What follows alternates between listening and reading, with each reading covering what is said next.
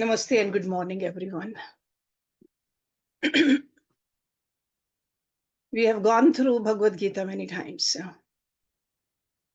in these classes, live classes also. So this time around, we're going to just touch upon the topics, what we have learned from Bhagavad Gita. How can we improve ourselves? Most people in this world, whether they're children or adults or even elderly people, they live a pretty mundane existence, chasing material pursuits that often start pleasurable but end up unfulfilling. They are unaware of their true potential and the ultimate goal of life. However, by simply cultivating good wisdom, one can transform their life for the better. That is the power of the knowledge. Knowledge inspires us, and from there we can follow the path of virtue. The knowledge teaches us how to live a life which is illumined. And ultimately, knowledge can take us to divine perfection. Our Hindu scriptures are vast reservoir of such wisdom. And of these scriptures, the Bhagavad Gita is regarded as one of the Vedic literature to inculcate higher values of spirituality.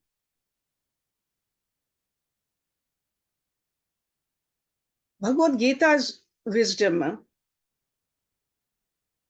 has been spoken directly from the mouth of Lord himself. There is a very famous verse which says, Gita Sugita Kartavya ki manya shastra vistare ya swayam padmana bhasyam mukh padma dvinisvita. It came out of the mouth of the Lord himself. This is a gift to humankind, which was spoken more than 5,000 years ago. In the Hindu scriptures,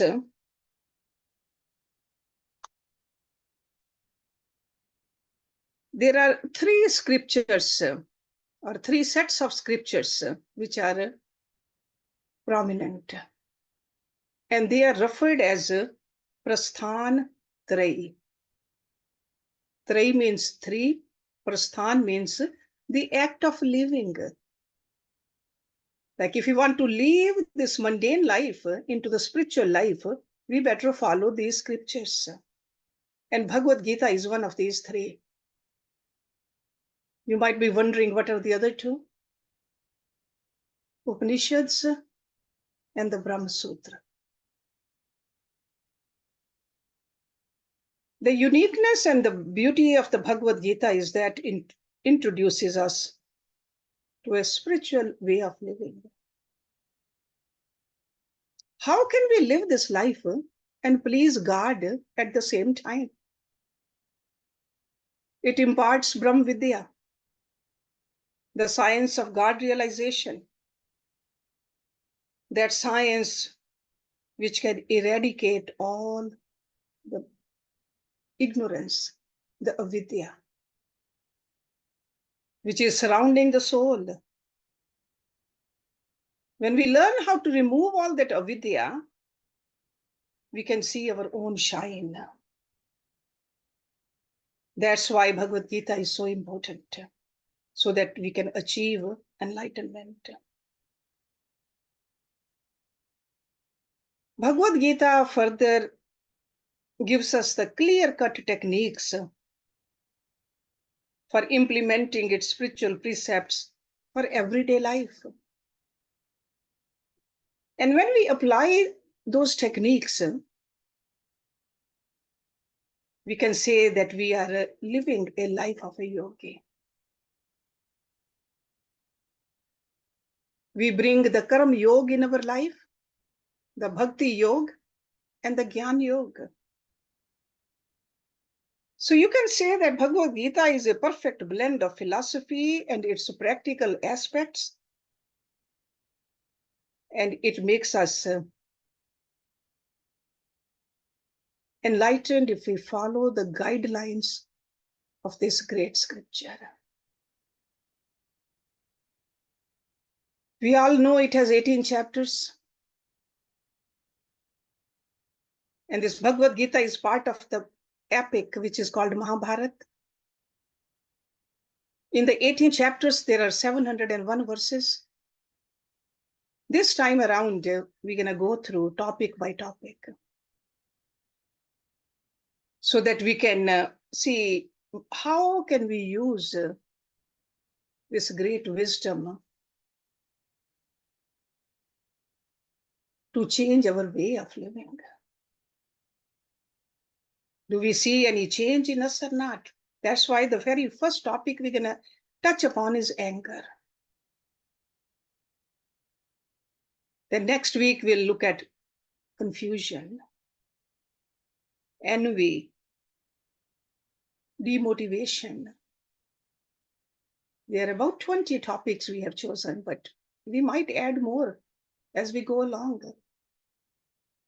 But make sure you have your book with you and you have gone through these verses before the class. So today, the topic of anger, we will visit certain verses from chapter 2, chapter 5, and chapter 16. As you know, chapter 2 is a Sankhya Yoga. Chapter 5 is Karam Sannyas Yoga. And chapter 16 is Dev Asur Sampad Vibhag Yoga. That's why I said that Bhagavad Gita really teaches us how to live a life of a yogi. So before I start the topic of anger today, I would request Karuna to recite all these 8 verses for us. And meanwhile, you can open your Bhagavad Gita on chapter 2, on verse number 56. Okay, thank you, Karuna. You can start. दुःखेष्वनुद्विग्नमनास् सुखेषु विगतस्पृहः वीतरागभयक्रोधस्थितधीर्मुनिरुच्यते ध्यायतो विषयान् पुंसः सङ्गस्तेषुपजायते सङ्गात् संजायते कामात् क्रोधोऽभिजायते क्रोधात् भवति सम्मोहः सम्मोहात् स्मृतिविभ्रमः स्मृतिभ्रंशात् बुद्धिनाशो बुद्धिनाशात् प्रणश्यति कामक्रोधवियुक्तानां यतीनां यतचेतसाम् अभितो ब्रह्मनिर्वाणं वर्तते विदितात्मनाम् श्रीभगवानुवाच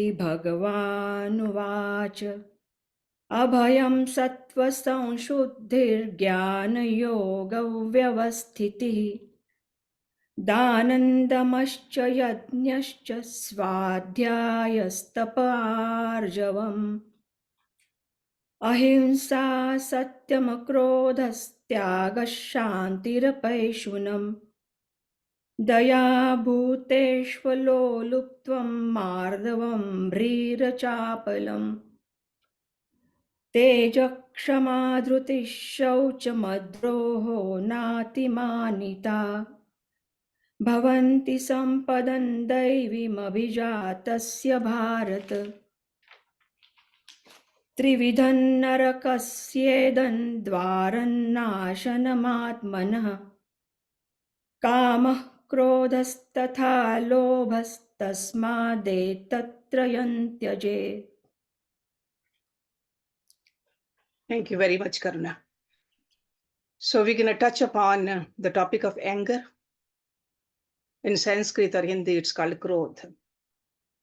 Krodh exists in many degrees, ranging from ordinary annoyance to intense, violent rage, contempt, intolerance, vengeance, and even hatred. They're all related to different forms of krodh.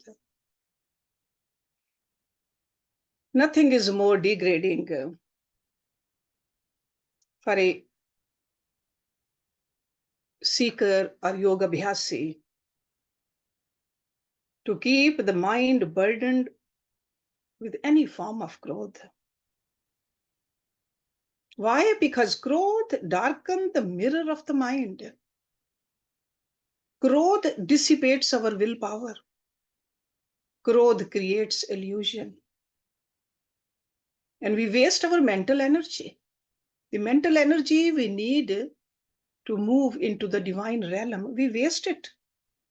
And we are intensifying our negative karmas.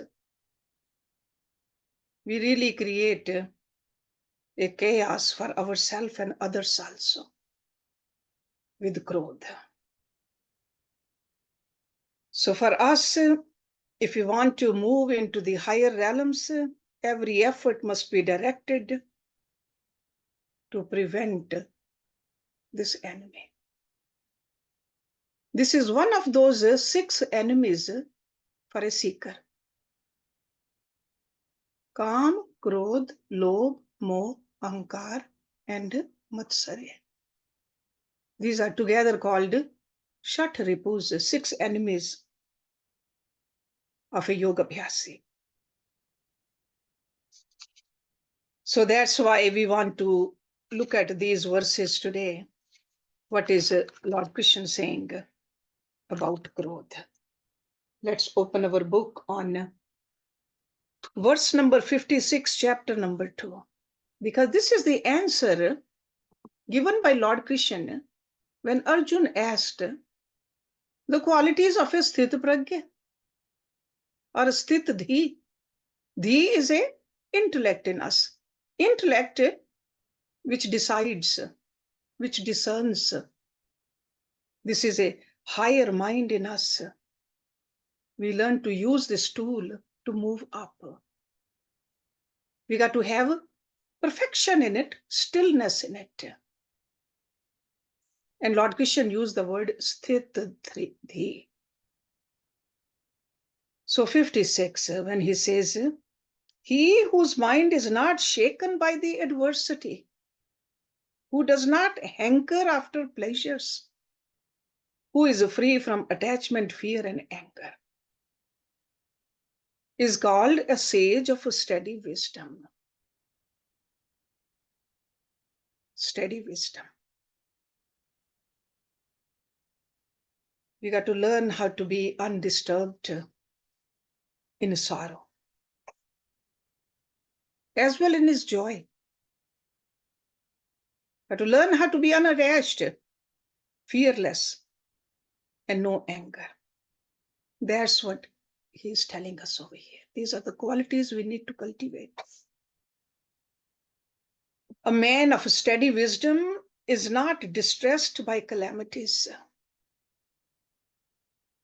Calamities could come at the level of physical life. They can arise from the external environment. They can be from the unseen forces. But a yoga bhyasi keeps the mind and the intellect stable. That doesn't mean that person does not take the action, but not in a disturbed manner. So in Sanskrit, it's called Veet, Rag, Bhay, Krodha. We are not talking about Rag and Bhay today, but Krodh we are. So a person with a sthit dhi is free from anger. So we got to do the practice, do the sadhana. We got to learn how to not to brood over miseries. Otherwise, mind just gets dragged into the negativities. So we got to keep an eye on the mind. And this anger can be at the physical level also. When we slam the door, there is a certain amount of anger. Anger can be in a verbal level too. When we shout at other people, that's anger. And anger can be at a mental level. So we got to watch. Is there an anger inside us? More anger, far away we are from our divine pursuit. Then in the next two verses, 62 and 63 of the same chapter, he is giving us a ladder of a fall. How do we go down? So very beautifully described. Lord Krishna keeps on telling us how to move up, but when he tells us this is the ladder to fall, that means he says, be aware. Do not fall down. So in 62, he says, when a person thinks of objects, see, that's why I said the material object. Objects. Attachment for them arises. From attachment, desire is born. From desire arises anger. From anger comes delusion. From delusion, loss of memory. From loss of memory, the destruction of discrimination. That means we cannot decide what is wrong, what is right, what is true, what is false, what is temporary, what is permanent. That's a discrimination. From destruction of discrimination, he perishes.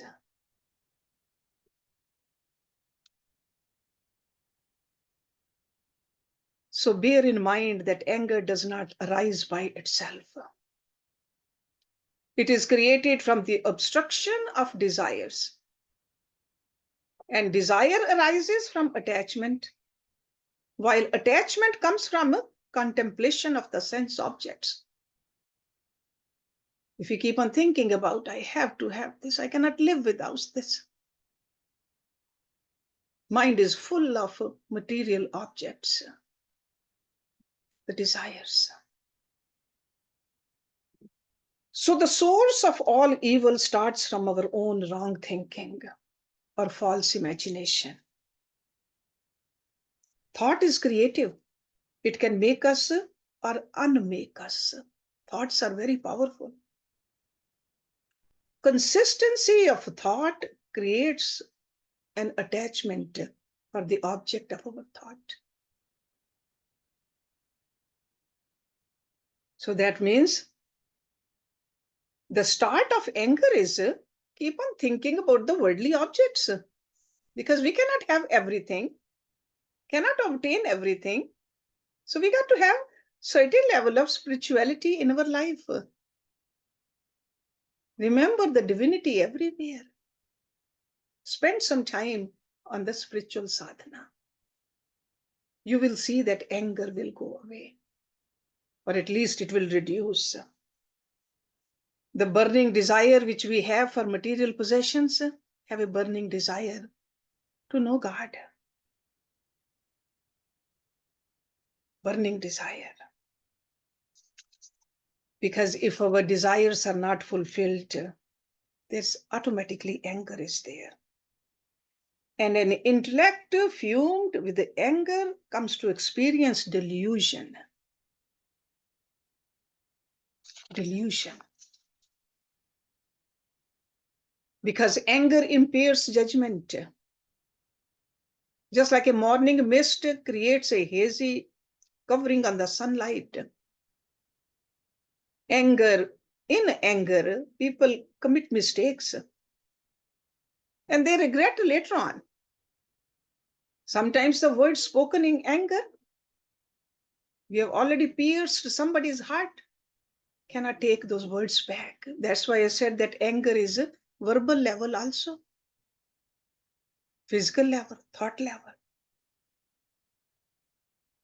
The intellect gets clouded by the haze of emotions. Person forgets what's right and what's wrong. And that is the downward descent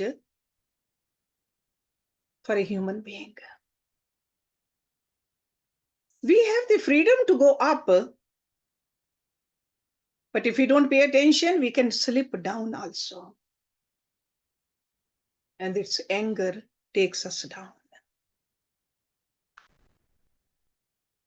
So these are three verses from chapter 2.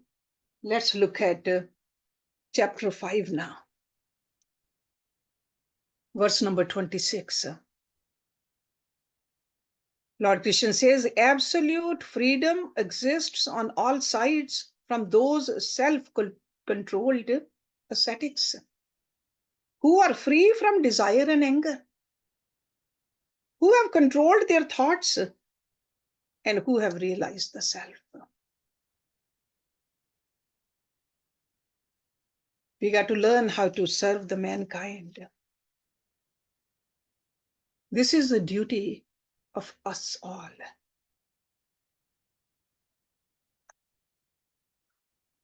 This is called a Karma Yoga also. Karma Yoga is the safer path to take for most people. This chapter 5 is about Karma Sannyas actually, the higher ladder on Karma Yoga. Following the Karma Yoga, we reach the Karma Sannyas. We realize who we are really. But start is the Karma Yoga though. Selfless service. But if we are angry all the time, how can we serve others? If there's anger in us, if the worldly desires are to the top level, how can we serve others?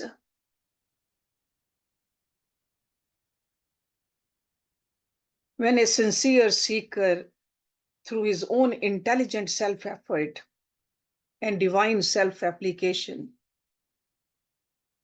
he conquers these lower urges, whether it's a lust or anger. These are the two he mentioned over here, Kam and Krodh Viyuktanam. These are instincts in a human being, but in order to become divine, we got to let go of these lower instincts. So that's why the Yogi Guru says, first, the purification of the mind, then a renunciation of the actions, and lastly, moksha. Moksha. That is our goal. But moksha can be attained only if we have conquered these lower urges. So these are the verses. But if we have really worked on these lower instincts, what really happens? We can test ourselves. That's why these verses from chapter number 16, it says a test. We got to check ourselves. Every day we got to check ourselves. Did I get angry today? With my words? With my actions? Or even with the thoughts? More and more we have a control over these lower tendencies. We'll see that these divine qualities will erupt in us automatically. It's like a letting go of the negative. Positive is already there actually. We'll be more aware of positive in us. And that's why these three verses, first three verses of chapter 16, Lord Krishna is giving us the qualities of a Devata. Fearlessness, purity of heart, steadfastness in yoga of knowledge, giving, alms giving, control of the senses, sacrifice, study of the scriptures, austerity, and straightforwardness. I mean, you can see that these are the outcome of a non-angry mind. If mind is full of anger, you'll be full of fear. Angry mind cannot study the scriptures. Angry mind cannot do the austerities. Angry mind will never be straightforward. So these divine qualities are just the list for us then. So that's how important it is to get rid of the anger, have a control over this anger at every level of our personality. Then he says another quality comes, ahimsa, satyam, akrodha, tyagaha, shanti, apassionam. Daya bhuteshu alolutvam, mardvam I achaplam. So harmlessness, truth, absence of anger, renunciation, peacefulness, absence of crookedness, compassion to beings. See, we become uncompassionate because when there's anger inside us. Non-greed, gentleness, modesty, absence of fickleness. So Lord Krishna enumerates all these qualities for us. These are the divine qualities. Then he continues into the verse number 3 also on this chapter. He says vigor, forgiveness, fortitude, purity, absence of hatred, absence of pride. He says these belong to the one born for the divine estate, Devi Sampat. So they sound good, all these qualities, because a devotee has these qualities. A jnani has these qualities, a yogi has these qualities. But let's start from being non-angry first. You got to understand what this anger is all about. Then in verse number 21 of the same chapter, he even tells us that this is anger is one of the gateway to hell. Nobody wants to go to hell. And he's not talking about the hell after we die or leave this human existence. Even over here, we could be living in a palace, but if our mind is not peaceful, that's a hell. He says these three are the gates of hell. Destructive of the self. Lust, anger, and greed. Kam, krodh, tatha, lobh. Therefore, one should abandon these three. So let's concentrate on the anger. We don't want to reach hell. Hell and heaven are conditions created by the mind only. They are merely subjective experiences in life. And they start from the false values. And these are the false values mentioned.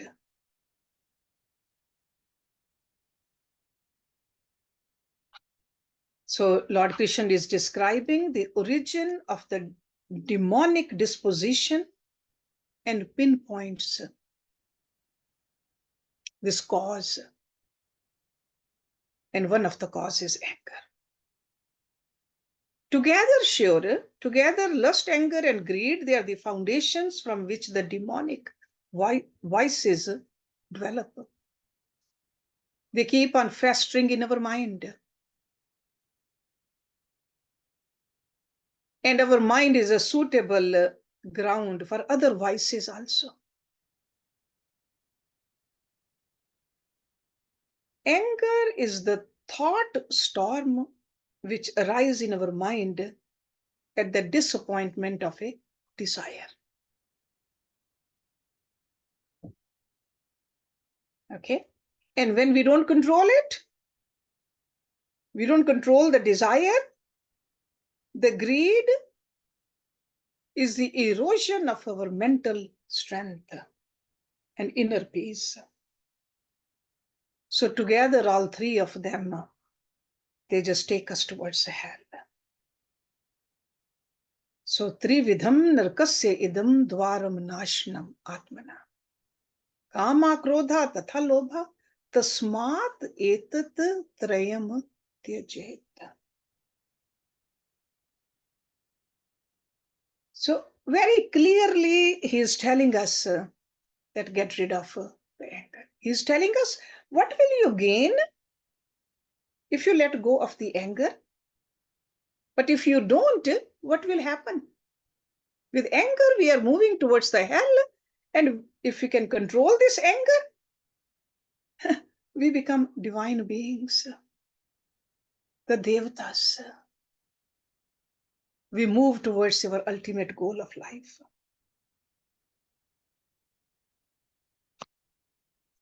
So it's up to us whether we want to reach to the ultimate goal or whether we want to just have an uncontrolled tongue, uncontrolled body, uncontrolled thoughts also, and keep on regretting, keep on repenting, and keep on wasting our energy and life also. So we got to really develop insight into all of this, because these are not just the verses we remember. These are not just the verses we recite. We got to bring this into our life. That's why they say that Bhagavad Gita, after studying it, we got to live Bhagavad Gita also. We got to see whether we are following the advice of this great teacher or not. He is teaching Arjuna, but through Arjuna, he is teaching all of us. We got to be introspective. We got to look within ourselves again and again. It's not that one day we did not get angry, that we are free of anger. Next day, something might happen. We lose our tongue, say something wrong, or do something wrong. So we got to be very vigilant about it.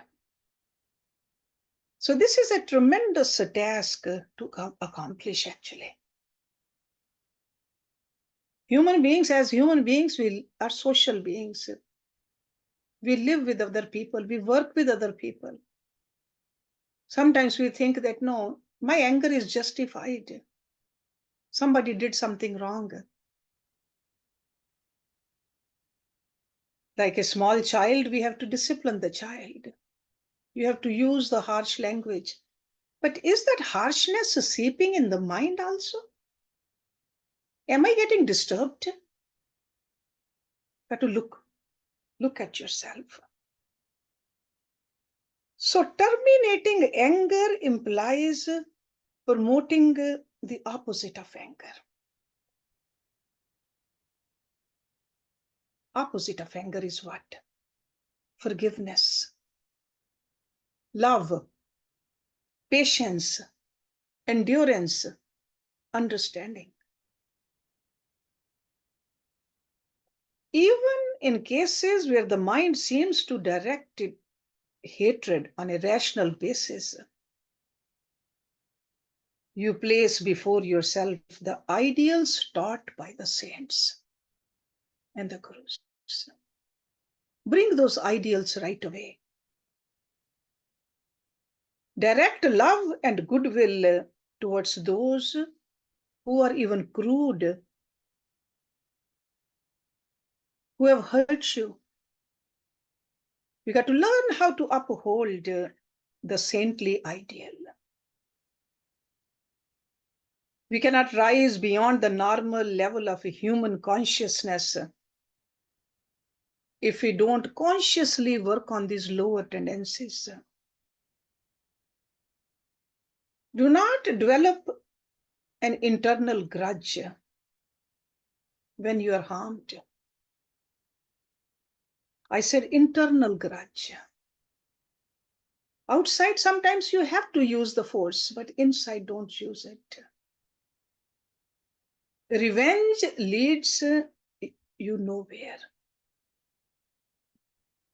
If someone has inflicted pain upon you and you have suffered, there's nothing you can do to undo that pain. If you start plotting against that person, there will be a greater pain in you. And that is not the remedy for the pain which was caused by somebody else. A nobler approach is for you to enable the person to understand his error through the higher power of love, endurance, and patience. Only then this enemy from the deeper recesses of our mind will go away. In Tulsidas Ramayana, Tulsidas ji say that a saintly personality is like a sandalwood tree. If you strike an axe against the sandalwood tree, what does the tree do to the axe? It simply makes the axe fragrant. So we got to learn to break the cycle of this anger in our mind. No negative sentiment, no hatred, no annoyance. And the easiest way of doing is just recite the name of the God inside you. Fill your mind again and again with the name of God, the love for God.